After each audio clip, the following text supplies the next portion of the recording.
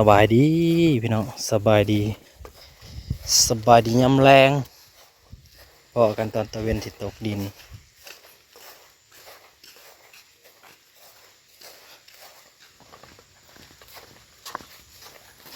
ตะเวนลงแล้ววันนี้ก็มาฮะอยู่แล้วนี่ทุกท่านไปใส่แนวดักกุ้งมาหน่อยไปกับน้องนัชชาเมื่อกันเช้าสิพาน้องเนยมาน้องเนยว่าสิมาตอนเช้าใส่แนวดักกุ้งวันนี้เฮ็ดได้8 ลังน้อง8 ลังก็เลยมาลองใส่เลยว่ามันสิมานอยู่พอถึงได้ก็ติดตามไปเบิ่งเนาะ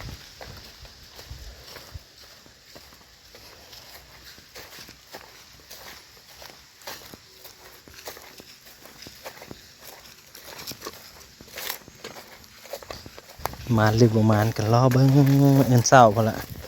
แต่ว่าตอนแรกเนี่ยพากันมาใส่สวัสดีป่าลุง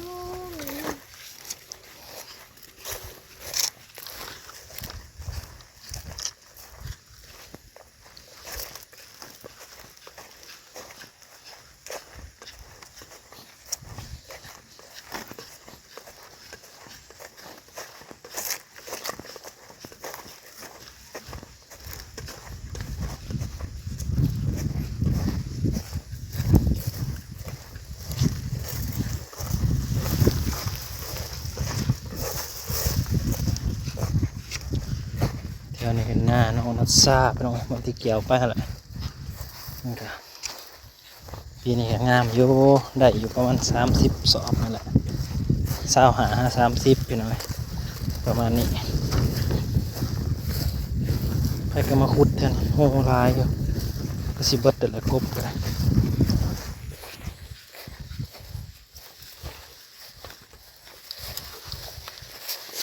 พี่ไปนั่งพี่ทางนี้นี่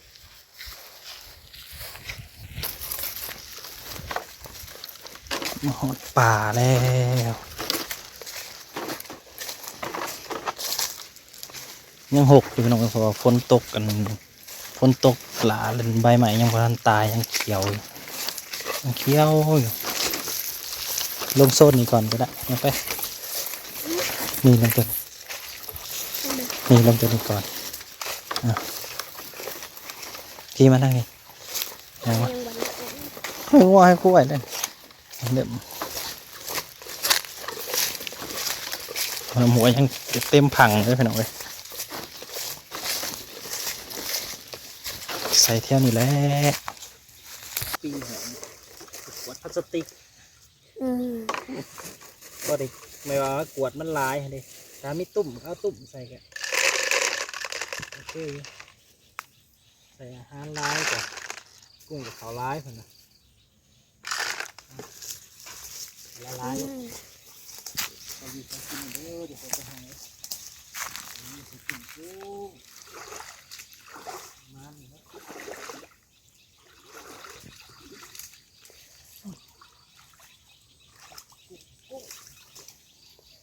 ใส่ตุ่มกุ้ง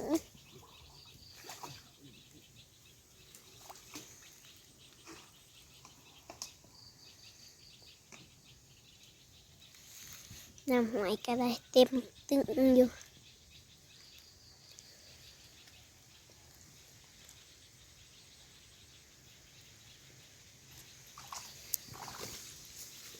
หลังแหละเราบุกมันได้ตัวบุกเป็นลานไปต่อมาเลย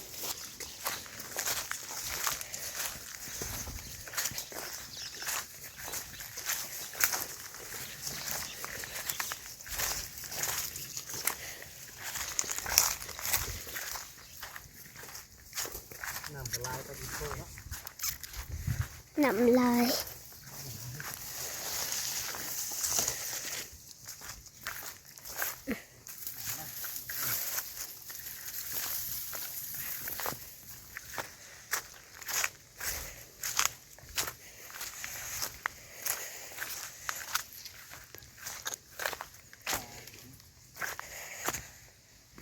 ปากกระหกแห้ง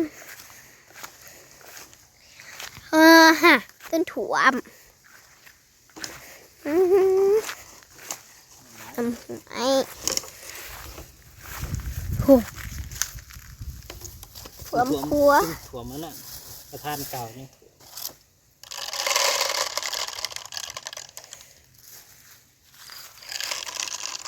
เนี่ยไปจะคือหยุบหยุบเดี๋ยว ซิวป่ะนี่หลายสองหลังน่ะ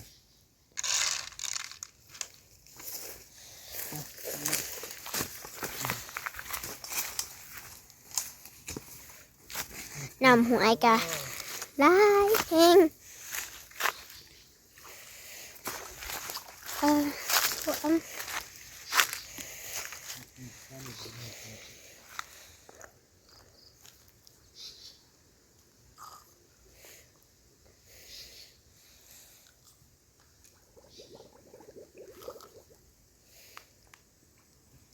โอ้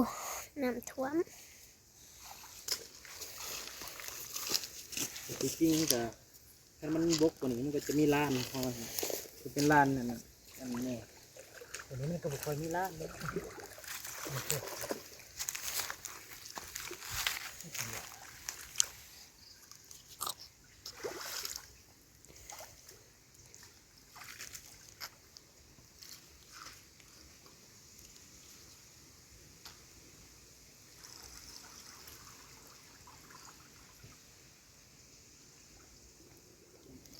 ใส่ตุ้งกุ้ง การมันอื่นนู่นแหละจะได้ลุ้นอ่ะมาต่อ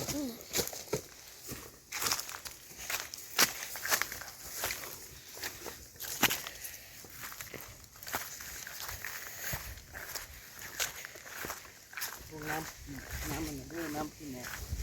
ปากท้าย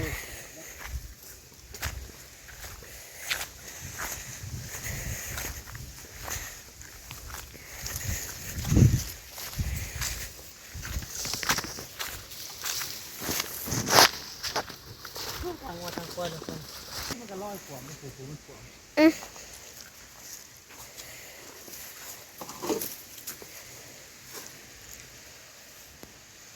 หัวก็ลอยได้คือกัน วัวเขามันผูมันตัวมันเคยลอยมันก็ลอย งัวหน่อยทั้งที่ก็ลอยทั้งที่ก็บ่ลอยเด็กงัวหน่อยบ่อยาก ไป ขอ ทำเบิดจะมาตัวใหญ่พาไปเบิดปลาเนี่ยติดเบ็ดไปแต่ละ อืม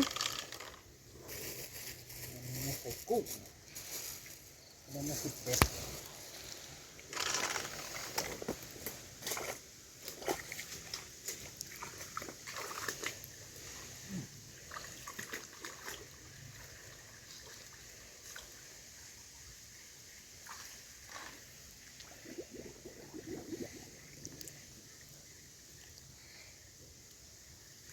ใส่ไปแล้วอยู่สีหลัง ก็เลยอยู่สีมาใส่อยู่หมองนี้อีก อาหารเม็ดอาหารปลาดุกไปหน่อยจักมือสิลองมาใส่กับหนูเบิ่งก่อนจักมือก่อน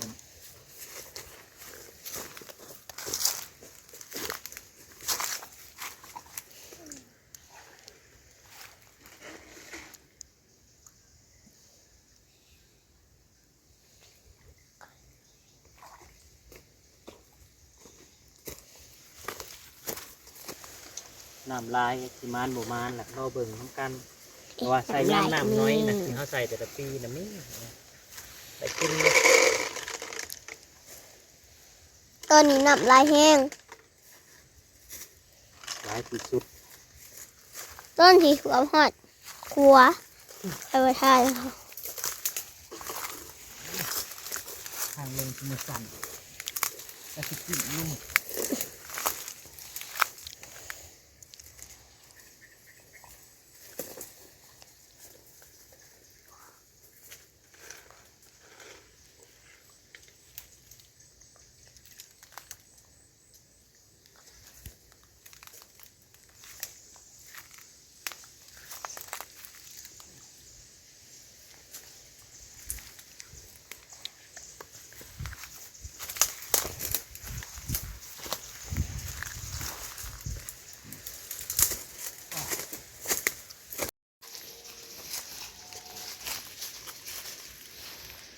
บนนี้เด้เป็นตามีอยู่ตาลงได้อยู่บนนี้ นะ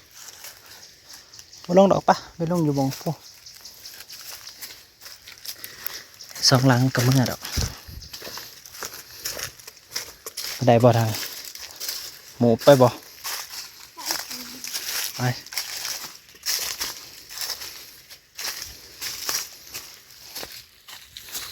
ตัวน้อยเพิ่นก็ไปได้แล้วเป็นใหญ่ดิจะคิด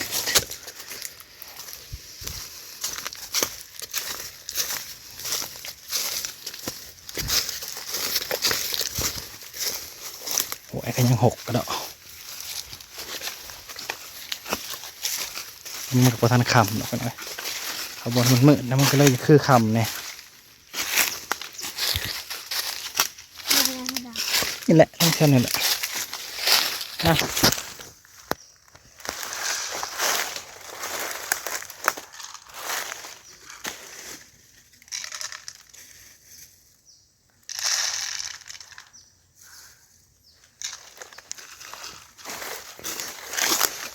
มาใส่มงใหม่เลยค่ะหก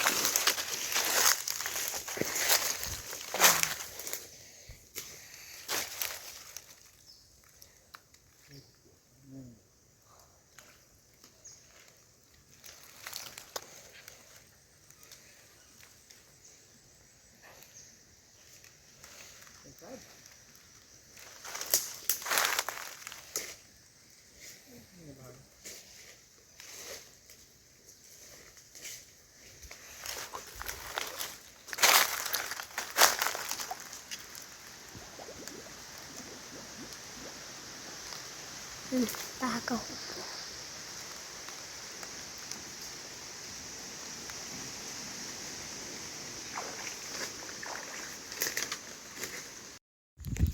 ใส่แล้วพี่น้องขึ้นมาแล้วอาหารลมมาลมหนาววันนี้ก็ปล่อยวาวอยู่เทิงท้องผ้าคือเก่าบ่เห็นหยังมืดอึคือ โทรศัพท์ห่างเขานี่บ่เห็นหยังมืดอึคือเฮ้ยนะฮะมันย่านเทิงผ้าเลย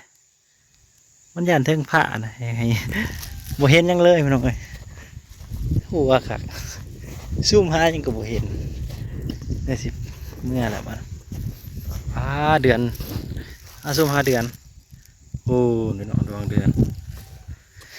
ขอบคุณทุกๆกำลังใจเด้อที่มารับชมไปใส่กระดักกุ้งนำกันมื้ออื่นเศร้าจึงไปรุ่นกันว่าสิได้อยู่บ่